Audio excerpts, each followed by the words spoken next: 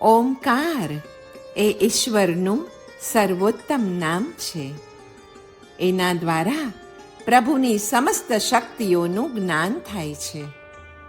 આયય ચક્ષુ log વિપસ્સી લોગસ્સ અહો ભાગમ જાણઈ ઉડ્ઢ ભાગમ જાણઈ તિર્યમ ભાગમ જાણઈ.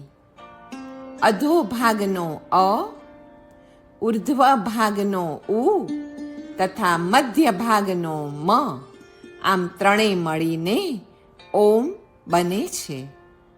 જે પુરુષ ત્રણ લોકમાં થવાવાળી સર્વ ક્રિયાઓને પૂર્ણપણે જાણે છે તે દીર્ઘદર્શી સર્વજ્ઞ પુરુષ ઓમ શબ્દનો વાચ્ય છે. એટલે કે અરિહંત પરમાત્મા ઓમ શબ્દના વાચ્ય છે. હકારનો સકારમાં લય કરવાથી જે સમાધિ પ્રગટે છે તે સોહમ સમાધિ છે. હંસ મંત્રનો અર્થ પણ સોહમ મંત્ર તુલ્ય જ છે. ઓમકારમાં સાકાર નિરાકાર ઈશ્વર તથા સર્વ સદ્ગુરુઓનો સમાવેશ થઈ જાય છે. આયત ચક્ષુ દીર્ઘદર્શી ત્રણેય લોકને જાણનાર એવા પૂર્ણ જ્ઞાની પુરુષ તે ઓમકારના વાચ્ય છે. અને એટલે જ ઓમકાર એ ઈશ્વરનું સર્વોત્તમ નામ છે, જેના દ્વારા ઈશ્વરની જીનેશ્વરની પરમાત્મા પ્રભુની સમસ્ત શક્તિઓનું જ્ઞાન થાય છે. ઓમકારમાં 5 માત્રાઓ છે. અ, ઉ, ખોડો મ, અર્ધચંદ્ર તથા બિંદી. અ બ્રહ્મા, ઉ વિષ્ણુ, મ મહેશ. અર્ધચંદ્ર એ શક્તિ અથવા માયા અને બિંદુ એટલે બ્રહ્મ. વ્યષ્ટિમાં અ એટલે જાગ્રત અવસ્થા, ઉ એટલે સ્વપ્નાવસ્થા, ખોડો મ એટલે સુષુપ્તિ અવસ્થા, અર્ધચંદ્ર એ અજ્ઞાન કે અવિદ્યાની અવસ્થા તથા બિંદુ એ છે સાક્ષી. અને સમષ્ટિમાં અ એટલે ઉત્પત્તિ, ઉ એટલે સ્થિતિ અને ખોડો મ એટલે લય. અર્ધચંદ્ર એટલે માયા અથવા પ્રકૃતિ તથા બિંદુ એટલે બ્રહ્મ અથવા પૂર્ણ પુરુષ. ઓમની ઉપાસના દ્વારા પહેલો ઉપાય સધાય છે અને દોષ દર્શન દ્વારા દોષોનો વિજય એ બીજો ઉપાય છે. વિશ્વની પરમ શક્તિને કોઈ એક શબ્દમાં જ વ્યક્ત કરવી હોય ને તો તે એકાક્ષરી મંત્ર ઓમ છે. ઓમકાર એટલે કબીરે કહેલ નિર્ગુણ બ્રહ્મ અને તુલસીનું સગુણ એવું રામ તત્વ. ઓમની 3 માત્રા દ્વારા ત્રિગુણાત્મક સૃષ્ટિ અને એથી પર અર્ધ માત્રા દ્વારા ગુણાતીત બ્રહ્મ આવો સંકેત છે. ઓમનો જપ અને ઓમના ભાવાર્થનું ચિંતન એ 2 પાંખો વડે માણસ 3 લોકની સીમાઓને પાર કરી જાય છે. તન મન બાજી લગાય એટલે પ્રાણપૂર્વક થતું સુમિરણ એ ઉર્ધ્વ અધો મધ્ય એમ સર્વ ભૂમિકાઓના બંધનોને છેદી નાખવા માટે સક્ષમ છે. માટે ઓમનો ઉચ્ચાર માત્ર જીવાથી નહીં પરંતુ પ્રાણપૂર્વક સુમિરણ કરવું. ચૈતન્ય સાથે એક રસ થયા વિના મંત્રનું ચૈતન્ય કદાપી જાગતું નથી. એક એક જપ માણસના હૃદયમાં ચોટ મારતો જાય ત્યારે જ પ્રકૃતિના ભારે આકર્ષણો તૂટતા જાય. માણસ પોતે પણ ભેદાતો જાય એ જપ સાધનાનું મુખ્ય લક્ષણ છે. ધ્યાયેત તેજોમયમ બ્રહ્મ તેજો ધ્યાનમ પરાત્પરમ ભુવોર્મધ્યે મનોર્ધે ચ યત તેજઃ પ્રણવાત્મકમ લલાટ મધ્યે હૃદયાંબુજે વા યો ધ્યાયતિ જ્ઞાનમયીં પ્રભાં તુ શક્તિમ યદા દીપવદુજ્જવલંતીમ પશ્યન્તિ તે બ્રહ્મ તદેકનિષ્ઠ. અ એટલે અધ્યાત્મ, ઉ એટલે ઉન્નતિ, ખોડો મ એટલે મુક્તિ, અ એટલે અવિરત, ઉ એટલે ઉપાસના અને ખોડો મ એટલે મન. આમ આધ્યાત્મિક ઉન્નતિ વડે મોક્ષની પ્રાપ્તિ અને અવિરત ઉપાસના વડે મનને જોડવું. તજ્જપસ્તદર્થ ભાવનમ, તે મનોજાપ એટલે તે અર્થનું ભાવન. ઓમકાર નિર્દિષ્ટ આત્મતત્વનું નિદિધ્યાસન. ઓમ એ પરમાત્માનું મહામંગળકારી નામ છે. ઓમકાર પંચવર્ણમય છે, તેથી પંચપરમેષ્ઠીમય છે. પંચવર્ણમય ઓમકારના જાપથી બુદ્ધિ સત તરફ દોરાય છે, તો સદવિચાર અને સત્કર્મોની પરંપરા પણ જાગે છે. આયુર્વેદનો એવો અભિપ્રાય છે કે જો ઓમકારનો ધ્વનિ સ્પષ્ટ રીતે ન નીકળે ને તો મરણને નિકટ સમજવું. જે આપવામાં આવે છે તે સુવર્ણમય બને છે, તથા જે સંગ્રહવામાં આવે છે તે અંતે માટીમાં મળી જાય છે. તે ઓમ અક્ષરનો જાપ આપણને સમજાવે છે. 3.5 માત્રાનો ઓમકાર સૂચવે છે શું? ઓમકાર માત્રે સચરાચરમ જગત. આ એકાક્ષરને હૃદયમાં ઉતારતા અક્ષર થવાય છે. જેનો પછી નાશ નથી તેવા અવિનાશી થવાય છે. ઓમકારના જાપથી સાધનાની ગતિ અભ્યંતરપણે થતી જાય છે, તથા મહાનાદમાં આપણા નાનકડા એવા અહમનો લય થઈ જાય છે. 3.5 માત્રાના ઓમકારમાંથી 3 માત્રા એ 3 સૃષ્ટિ, 3 વાણી અને 3 અવસ્થાને, અને પેલી જે અર્ધમાત્રા બાકી રહી તે આત્માની પરમાત્માની દિવ્ય અવસ્થાને સૂચવે છે. સ્થૂલ, સૂક્ષ્મ અને તેજસ એ 3 સૃષ્ટિ છે. વૈખરી, મધ્યમા અને પશ્યંતી એ 3 વાણી છે. જાગ્રત, સ્વપ્ન અને સુષુપ્તિ એ 3 મનની અવસ્થા છે.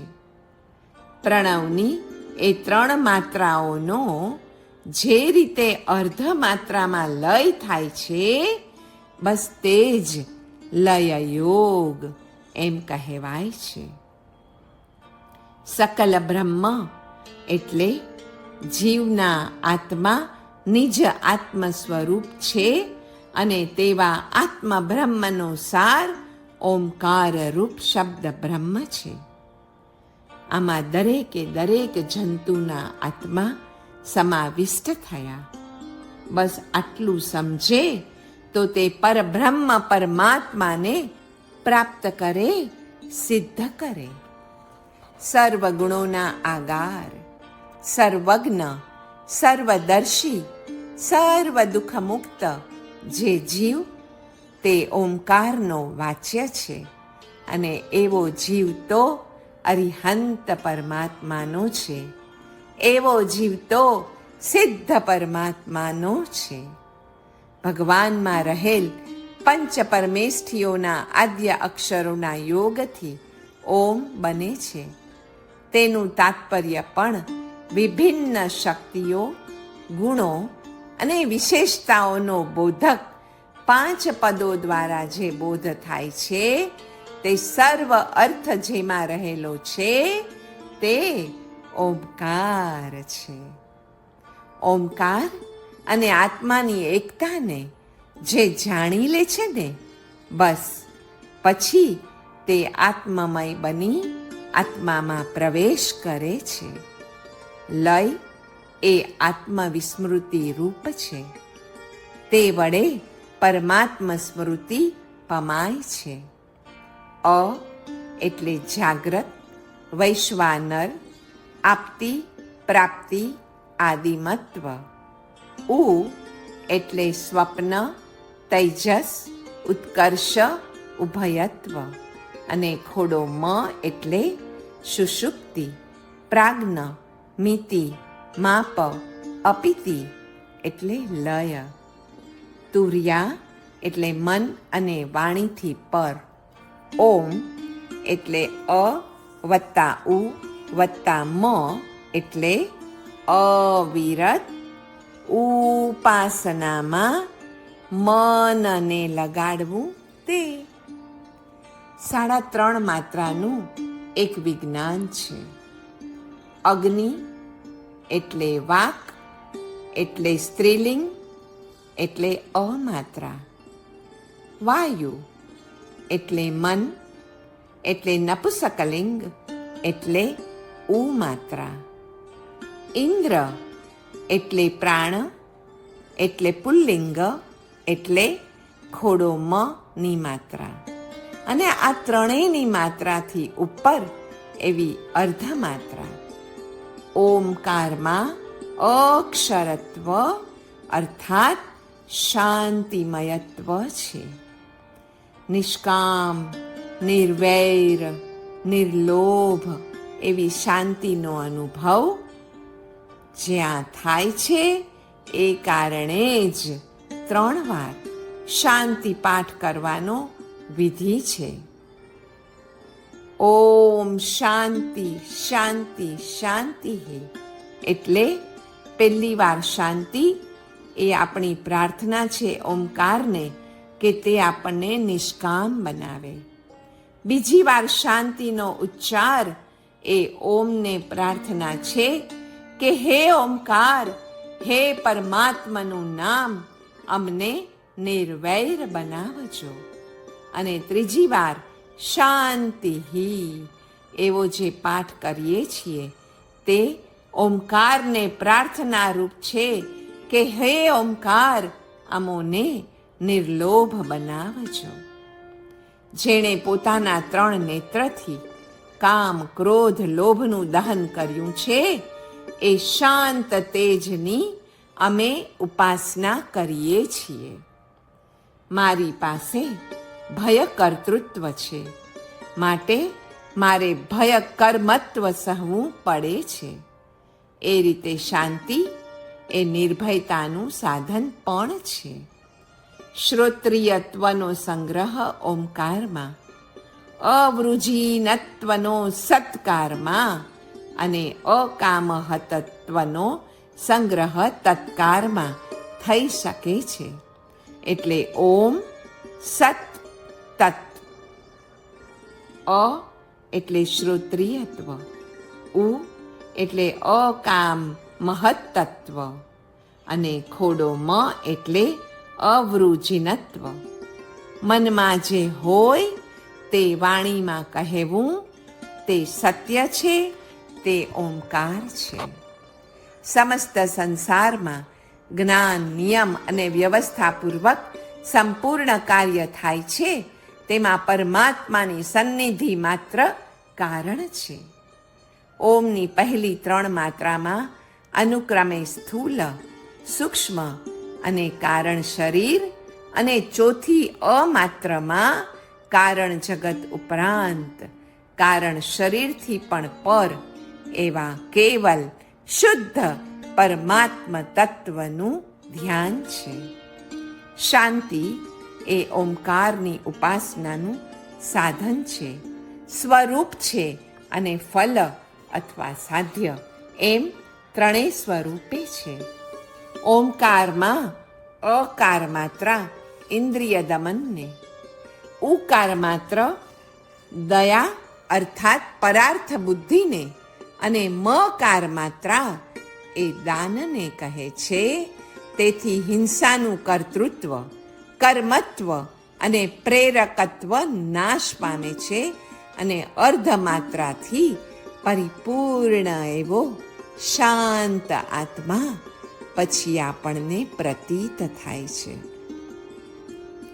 ત્રણેય પ્રકારની મન, વચન અને કાયાથી હિંસા છૂટી જવાથી ન ઘાતયતી, ન હંતી, ન હન્યતે એવું નિષ્કામ, નિર્વૈર, નિર્લોભ સ્વરૂપ પછી આપણી સમક્ષ પ્રગટ થાય છે.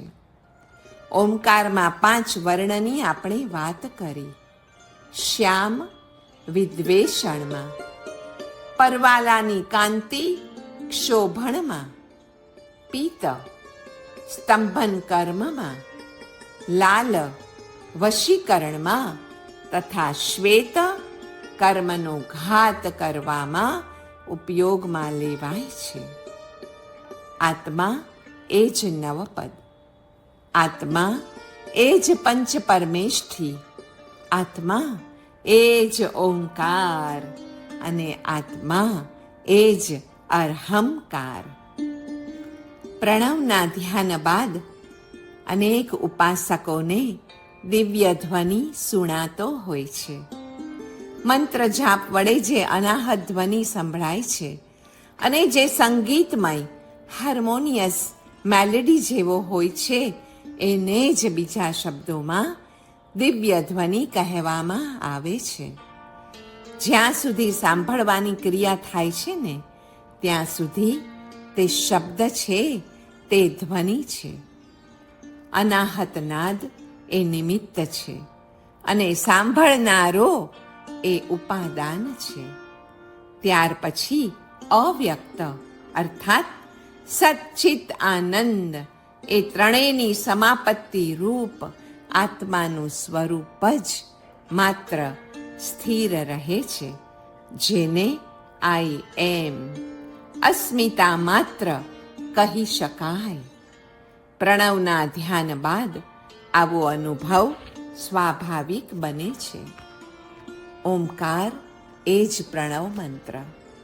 સર્વેષામ મંગલાનામ ચ બીજમ પ્રણવ એવ હિ, અર્થાત બધા મંગલોનું બીજ પ્રણવ મંત્ર જ છે. ઓમકારઃ પ્રણવો વેતિ સર્વ મંત્રેષુ નાયકઃ, અર્થાત ઓમકાર અથવા પ્રણવ એ સર્વ મંત્રોમાં નાયક છે. તે ઓમકાર કે પ્રણવ મંત્ર જગત કારણ રૂપ પરમેશ્વર કે પરમાત્માના રહસ્ય નામ રૂપ છે. તું ભલે ઓમને નથી જાણતો પણ ઓમ તને જાણે છે. અંતિમ વાસના ઈશ્વરના સ્મરણથી જાય છે. જો ફળ ત્યાગરૂપ કર્મ થઈ રહ્યું છે, બુદ્ધિમાં સમત્વ છે અને તારા ચિત્તમાં ક્ષોભ નથી, તો પરમાત્માને ન બોલાવો ને તો પણ તે આપમેળે આવશે. પોતાના વાસ્તવિક સ્વરૂપ એવા ઓમકારમાં લીન થવા માટે સાધના કરવાની છે. દેહનો તો વિચાર માત્ર ન આવવો જોઈએ અને છતાં આવે તો પણ પ્રારબ્ધને આધીન માનીને મન ઉપર સંયમ પ્રાપ્ત કરતા શીખી જ જવું જોઈએ. ઓમકારનો આકાર ચંદ્રમા જેવો હોવાથી તેમાંથી અમૃતનો પ્રવાહ જેવો તેનું ધ્યાન ધરવા માંડીએ કે તરત જ એ પ્રવાહ વહેવા માંડે છે. એ પ્રવાહ જાણે દુઃખરૂપી દાવા નળને બુઝાવવા માટે જ ન હોય એમ લાગે છે. વળી લાખો સૂર્યના તેજ કરતાં પણ વધારે ઝળહળતો પ્રકાશ પુંજ એમાંથી ફેલાઈ રહ્યો છે. એવું ધ્યાન કરતા કરતા ભૂત, પ્રેત, પિશાચ, શત્રુ, રોગ, શોક આદિ ઉપદ્રવો જાણે ચીસો પાડીને ભાગી જાય છે. આ ઓમકાર કે પ્રણવની ચંદ્ર રૂપે ઉપાસના કરવામાં 16 કલાઓ છે, જેમાંની 15 કલા ક્ષીણ થાય છે અને 16મી અમૃત કલા જેનો નાશ થતો નથી તે ઉન્મની કલા છે. સૂર્ય રૂપે ઉપાસનાની 12 કલાઓ છે અને 12મી કલા એ ઉન્મની કલા છે. આ ઉન્મનીની પ્રાપ્તિ માટે જે અનેક પ્રક્રિયાઓ છે ને તેમાં અષ્ટાંગ યોગ મુખ્ય કહ્યો છે. 5 બહિરંગ અને 3 અંતરંગ એવા સાધન છે.